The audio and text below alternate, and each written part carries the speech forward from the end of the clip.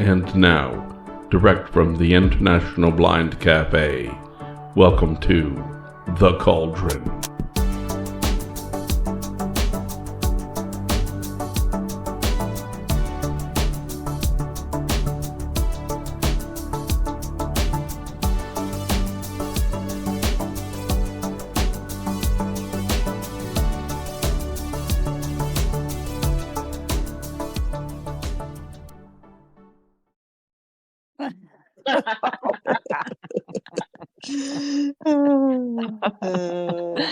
Yeah. Well, ladies, I finally got that online order done that I was struggling with. I don't know why some websites seem to be so inaccessible. Well, I think mostly a lot has to do with those pop-ups that they have, when you're like, they go, there's a little pop-up that comes up and it says, enter your email address and we'll send you coupons, blah, blah, blah. And you can't get rid of the pop-up. So, Yeah. but I did get it done. It was only for one order. And yeah, I struggled so badly with it. But I know a lot of websites are so inaccessible like that, and a lot of apps as well. But I mean, there are good ones, and I do use a lot of apps for shopping. I'm sure my doorbell goes every day with packages. I'm a shopaholic. But I know you struggle as well, Stephanie, don't you? Yeah. I am, yes, a admitted shopaholic online as well. I've struggled with it. I agree. Those pop-up things, you can't see them, so you don't know how to app out to switch the screen, and it does get very frustrating. Yes. I would say the number one best app that I use all the time is Target. I preach Target. It's so simple. It's very easy to check out. So I shop a lot on Target. I wish more stores, even my local grocery stores app is not very accessible. So I do shy away from other stores that I used to like.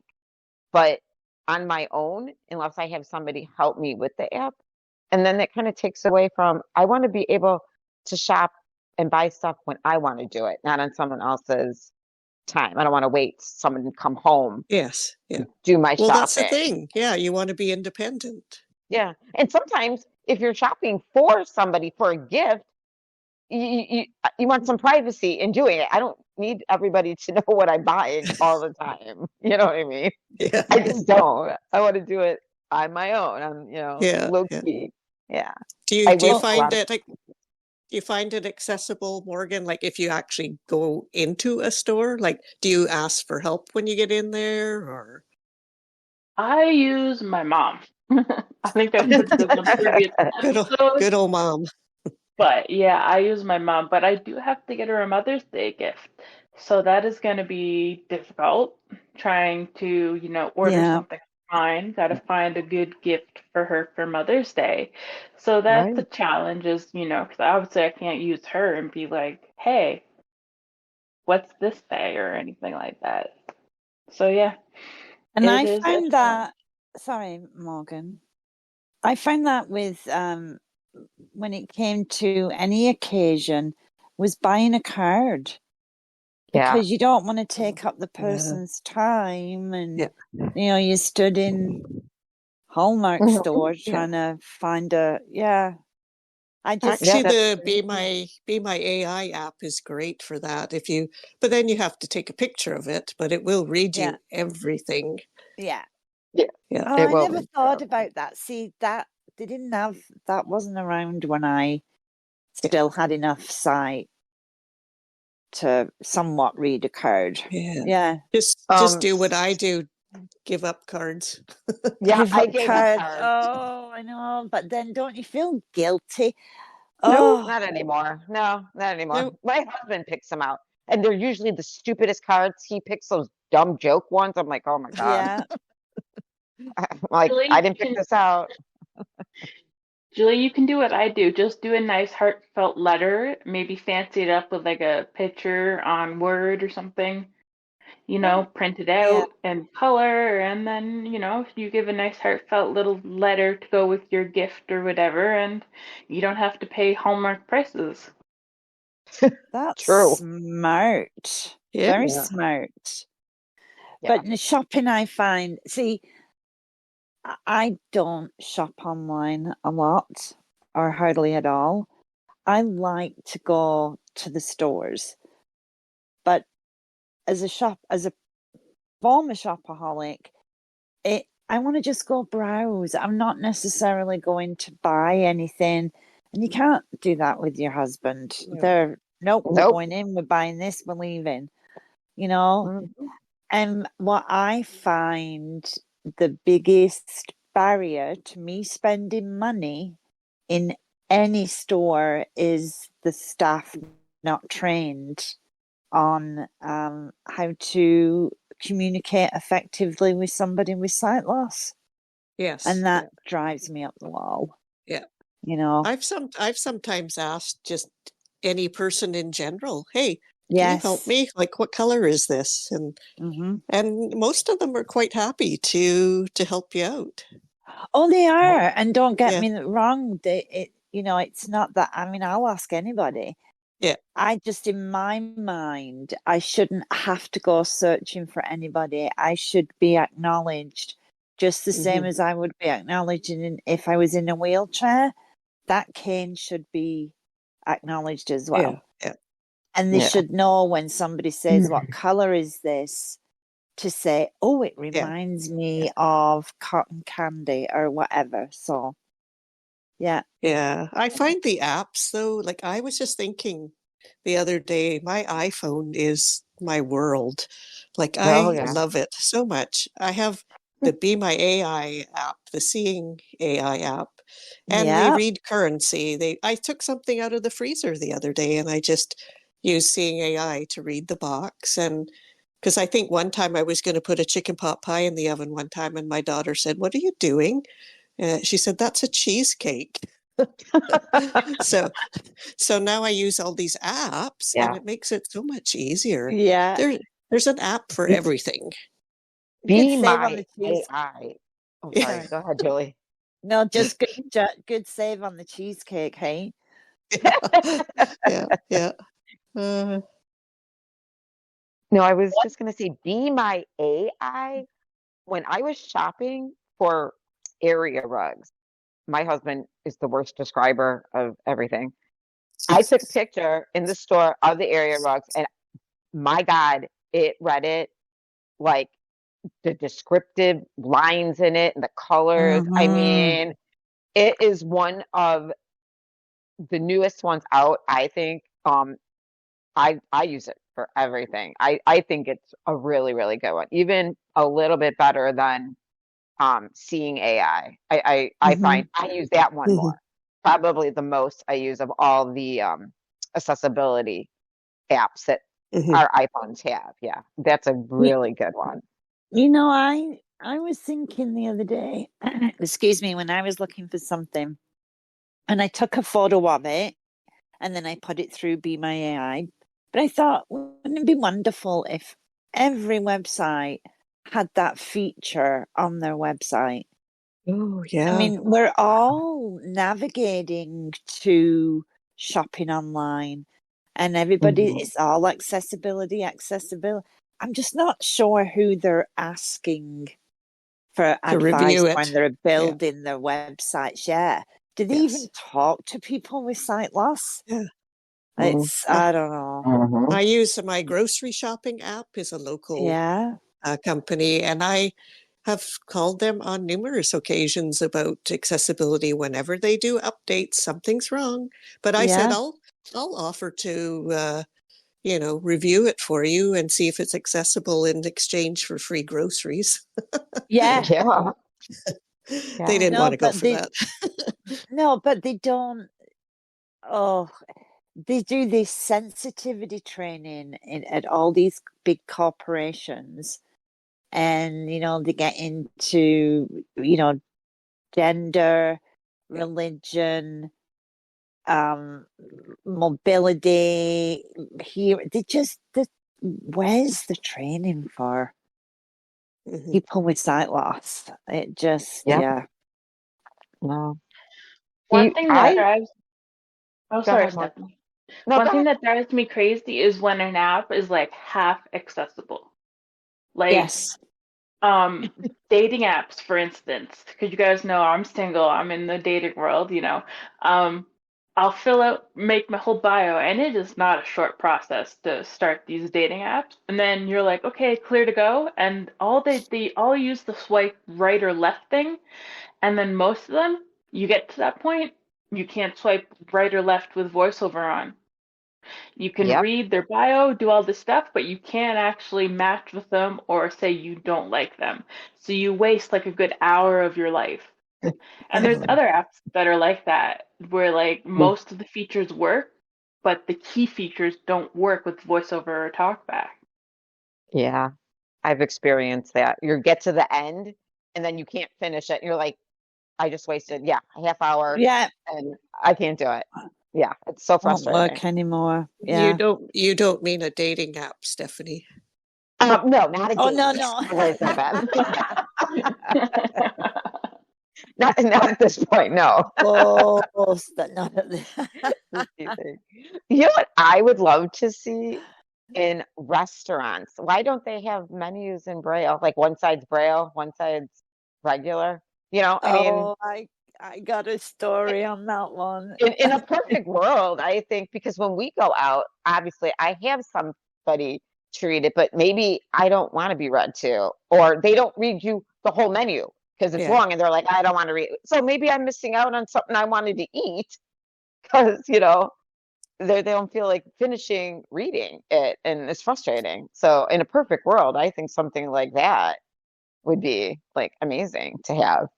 Do you need a Braille menu? Yes, I do. If you read Braille. I don't know. What's your story, Julie? Tell us. The manager of one of our local restaurants, her son has sight loss. He's a teenager now. So she was so excited one day when I went in that the menu was in Braille. And at the time, I mean, awesome. I was too. I mean, I was thrilled. I got called the local newspaper, and I mean, it was just fantastic. I was so happy, and it had a QR code as well, which was wonderful because I've only just started Braille. I know my alphabet and my numbers, and that's about it. So to sit and read a menu is too much. But the couple of months later, I kept talking about this Braille in the restaurant, the Braille menu, and blah, blah, blah. And somebody that can read Braille came to visit and got the menu, and the waitress came over and she said, "Oh, I'm going to have the chili, please." And she said, "Oh, we don't do that anymore." And she goes, "Oh, okay. Well, how about," and it was something else. She goes, "No, we don't. That's not on the menu anymore either." So that's why it's hard for restaurants to do Braille menus, because their menus change so quickly, don't they? Yeah. With seasonal and specials. I usually check the menu of a restaurant online before I go. Before you go. Yeah, I find that. Yeah, I like. Somebody pointed that out to me as an idea, and that's been working quite well for me too. I wonder what you would do if you asked a wait staff when you get to a restaurant, "Can you read me the menu, please?" The whole thing. They probably roll their eyes at us, I'm sure. Well, one of our members says he does that. I think you all know. Yeah. He'll ask the wait staff to read him the menu. And why the whole not? thing. Right. Yeah. Why not? Right? Like. Yeah. I guess if we were pushy enough, they might, like, no, really, I need you to do it. Yeah. So someone was telling me, well, we were at our in-person social on Friday, and they were showing magnifiers and the different, they're from Humanware. So I think the cheapest one, the electronic magnifier, is $1,500 now. So again, accessibility is very expensive. Yeah. But one of the members said they were in a restaurant in the city a couple of months ago, and when they saw his cane and they sat down, they brought the menu, but they brought the handheld humanware magnifier so that it can read. It reads the menu back to you. Oh, brilliant! I thought that was quite little things like that can make places more accessible, right? Absolutely, yeah. One of my other favorite accessibility things is the audio description at movie theaters. If you take your own earbuds, even, you can get the little box, or sometimes I think it's Wi-Fi based, but you can tap into the audio description for the movie. Yes. Yeah, that's amazing. That is, yeah. But there are so many. I really do believe my biggest barrier for accessibility when I am out and about in the community, and even if I'm not on my own, are the lack of training that the staff receives. And it's not the staff's, Yeah. no, I don't want to say fault, but they should be training their staff. Yeah. To at least basic, principles of how to approach and handle situations with somebody with sight loss. Yeah. I think that's on a personal. How to ask. Yeah. Can I help you? Do you need any help? A lot of us, that's one of our, pet peeves is when people walk up and take your arm and start pulling you without even asking if you want help. I find the other thing in stores that's not accessible is the layout. When you go in, have those metal clothes hangers that they hang the clothes on. Those stick out so far, and they're just right about face height. Yes. Yeah. It can be dangerous.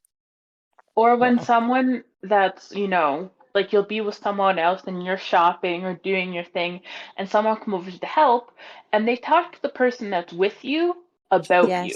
Like you can't comprehend them, or like you're not really there. They're like, oh, does she or want this? Does she like that? And it's like, well, I'm the one paying. I'm the one looking. Yes, I hate that. Yes. Yeah. Oh. And even getting in and out of the stores with those automatic doors, my view on those, in and out. That's what they mean. Go in the in and out the out, and then I'm not walking into you. Yes, but yeah, no. No, and even and then I must say, I don't know how many of you Accessible Media Incorporated, AMI.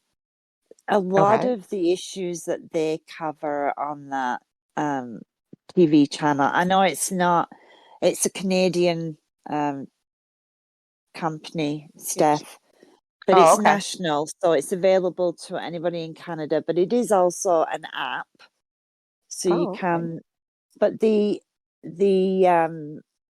have one, it's called what's it called? Fashion Dis. And it's all about fashion with a disability. So the different needs, and so that's a really good resource for people with sight loss when it comes to wanting to know the best websites. We can recommend a little bit in the space we have here, but I really recommend. That's amazing. Yes. Sometimes if I'm by myself, I'll just put the channel on AMI and just listen to it throughout the day. Yeah. And this they is have also some really an good app? discussions. Yes, it is. Because I would definitely get that. Yeah. That sounds. And the it's more resources, for the better. people. Oh yeah, and it's predominantly for people with sight loss. Oh, okay. They've expanded now to all abilities, which is wonderful. Yes. But we all know that most of us, it's not just our sight loss that we're dealing with anyway. Yes. Yeah. We Oh, want to wow. I know what think, jars are easy to open because of arthritis and all that kind of stuff, yeah. right? Yeah. Yeah. Oh, I think I wow. saw a little interview on there with our creator of the International Blind Cafe as well. Yes. Yeah, Jason, Oh, they interviewed him. yeah. Yes. And two of our members, Tony and myself, are community reporters for the show, for the Kelly and Romney show. Oh, So that we really do, you know, Jason likes to work with other members and people in the community. It's not just about the International Blind Cafe. So, you know, he does like to partner and that's team. amazing. Well, look at with Hadley, you know, yes. bringing as much accessibility information to the community as we can. Oh, yeah. Yeah. Oh, But what do you guys think about accessibility when you have to go to the hospital, say, because you've got an appointment? Elizabeth, you got any Oh, stories it's on hard that to one? find where you're going in those endless corridors. yeah. I think for me, one of the tough parts too, and is when you go and you have to fill an intake form in. But I know a lot of them will actually email you the intake form so that you can fill it in online before you go. Yes. But I know I've asked some of the receptionists if they don't do that. You're filling this in for me, please. Yes. Because I don't know how else you would do that. My favorite thing is when they say, "Oh, just go sit in the blue chair or follow the red line down the Yes. corridor." Like, okay, thanks. I don't even know where the chair is, let alone what color it is. Like, that's funny. And then Yeah. when you finally get to see the doctor and he says, "Follow my finger." Pardon me, follow your finger. Would you ask me to grasp your finger if I was a Yeah. quadriplegic? No, so don't Yeah. ask me as a blind person to follow your finger. Yeah. I just think that's hilarious. I have an amazing, my eye specialist is amazing. He'll walk me out he's my sighted guide. And actually, all my doctors are like that. I'll say, give me your left elbow, and they'll walk me to where I need to go, which is, I mean, they're so kind. That's Yeah. really good. That Yeah. Yeah. huge shout out to the ones that That are trained and that my do help. Yes. Yeah. my GP, she is amazing. And it's like once you find a good doctor like that, you want to hold on and pray they never leave because yeah, she will guide me to the table, where you're the examining table, and she'll, take my arm to walk me out. And my husband won't have to come in because I'm comfortable with her guiding Yes. me through an exam. And she'll bring me right back out and amazing. But I've been to some doctors where they're like, okay, hop on the table. Where is it? I mean, seriously? Okay. Yeah. I don't know where it is. And you would think though, doctor's office, I don't know, that maybe they would have a little more knowledge when they saw a blind person. But they don't, some of them. They really have Yes. no clue what to do with me. Like, how do No. we help you? Yeah. Mm. Yeah. Yeah. No, it is. And that's, again, it's training It's a of the challenge. staff. But no, Yes. it's training of the staff. I Yeah. don't think it's not that big of a challenge. There's an easy solution. Right. But again, I start asking those of us that are living with sight loss every day. Because right now, I don't know where they're getting their information from. I But don't know. it's, just nothing without us. What is it? Nothing Yeah. about us without us. Well, okay. What do you, Yeah. Morgan, do you find where you are that um, healthcare is accessing healthcare in that regards is a struggle? It is. Like my doctor's office, they obviously know I'm blind, but they just say, "Okay, Morgan," and I'm like, "Ugh." So then you gotta Yeah. like bang your way with your cane, trying to find the chairs and getting out of the chair area you're sitting in, and then you kind of have to like be like, "Can you call my name again?" So you can hear where they're at, Yes. and then it's a very confusing twist and turns to get to the very end of the building where my doctor's office is, and Hmm. they speed walk. It's like they're trying to run away from you. Like they're Yes. leading you. And it's like, could you slow down? Like I can't keep up with your steps. Like I can't hear you. I'm gonna get lost. And they're Hmm. like, oh, there's signs. Don't worry. And I'm like, that's great. That's great. They're Yeah. so helpful.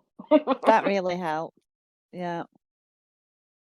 Oh, And what no. about because I know, Morgan, you were thinking about going back to school. How have you been looking into that when you to go back to university, what the accessibility is?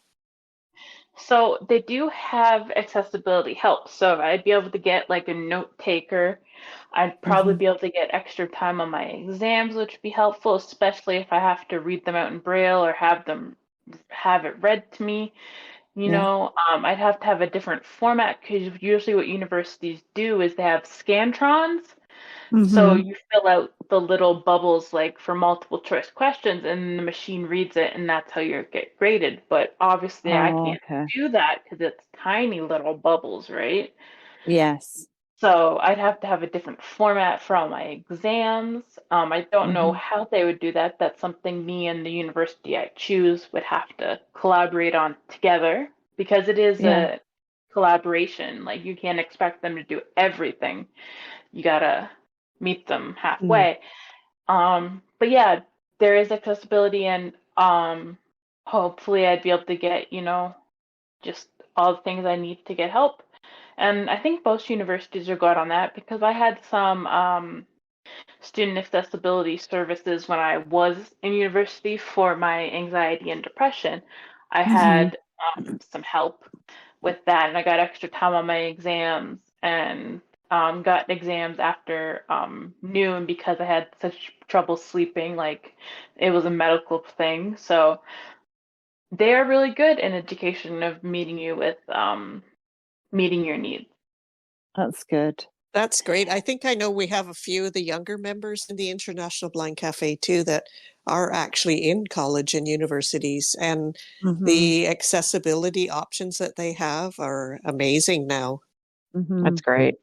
Yeah. You know what I find surprising though is the discussions with the younger members of the International Blind Cafe, accessibility with entertainment. And I know Yes. we talked about the theatres, Elizabeth, Mhm.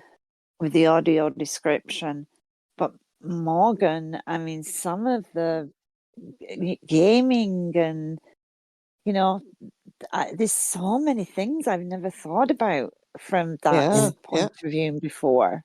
Yeah, I used I to well, love gaming and now I really can't do it anymore. So if I could find more accessible games, that would be amazing. Yeah.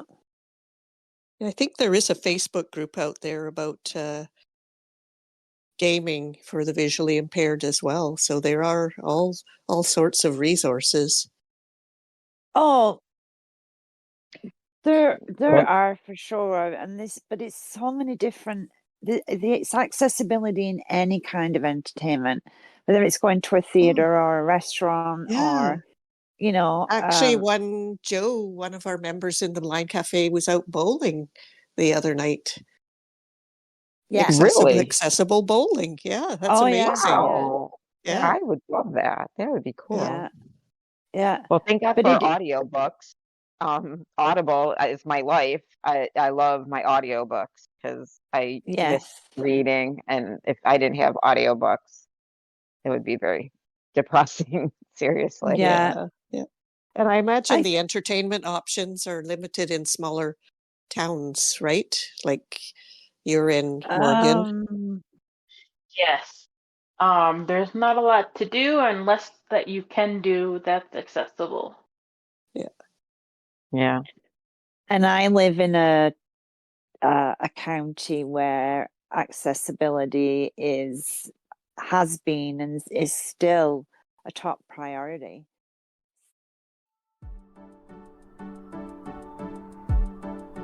If you'd like to continue this conversation, we invite you to join us in the Cauldron on the International Blind Cafe Discord server and the Facebook group.